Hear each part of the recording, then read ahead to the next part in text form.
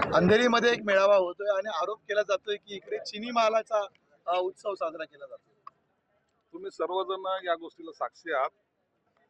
आज शिवोत्सव होतोय।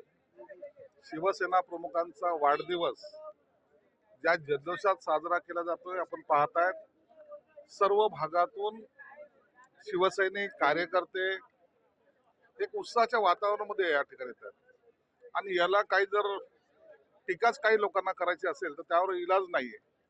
परंतु आमच्या त्यांना सुद्धा शुभेच्छा आहेत।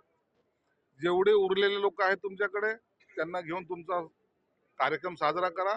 परंतु खऱ्या अर्थानं ज्याला आपण मास लीडर म्हणतो ते एकनाथ शिंदे साहेबांच्या नेतृत्वात येणारा शिवोत्सव पाहायला जरूर काही लोकांना पाठवा, त्याचा व्हिडिओ काढा आणि नंतर ठरवा की माणसं चिनी इकडे आहेत का तुमच्याकडे आहेत।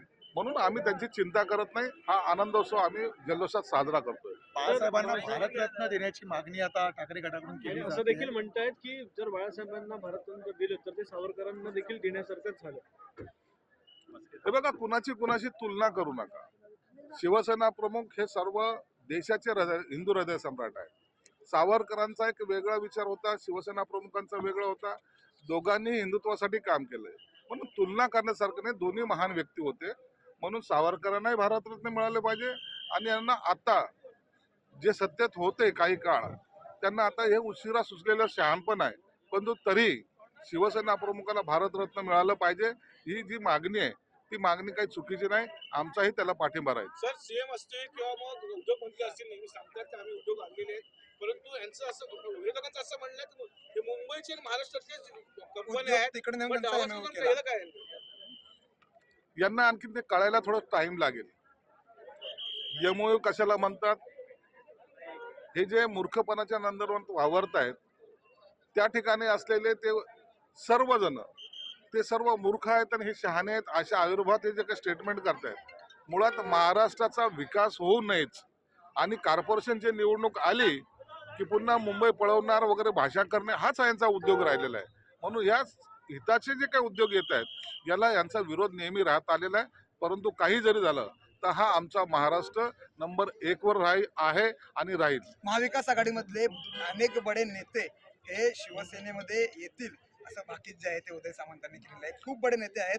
काल तर मुख्यमंत्र्यांशी देखील या संदर्भात चर्चा झाली। आशीर्वाद पाहिजे फक्त म्हणून जे माझ्यावरती आरोप करत होते असा एक नेता शिवसेनेमध्ये देखील येऊ शकतो किंवा महायुतीमध्ये देखील येऊ शकतो असं म्हणाले आहेत। आता सगळ्यांची नावं आता एकनाथ शिंदे साहेबांच्या तोंडून जाहीर होणं हे याला महत्व आहे। परंतु उबाटाचे अनेक नेते आहेत, स्टँडिंग आमदार आहेत, त्यांना त्या आमदार पदाची सुद्धा चिंता नाही। ते म्हणतात आम्ही तुमच्या बरोबर पद गेलं तरी चालेल, या स्टेजला ते आलेले आहेत। म्हणून आता या ज्या काही घडामोडी होत आहेत थोड्याच दिवसात आपल्याला कळतीलही आणि कोण कोण येत आहे याचा निर्णय सुद्धा शिंदे साहेब घेतील। आज काही घोषणा होईल? अब्दुल सत्तार आणि तुमच्यामध्ये वादाची ठेंगी पडली अशी चर्चा सुरू आहे संभाजीनगर पासून। काय नेमकी सत्य परिस्थिती आहे?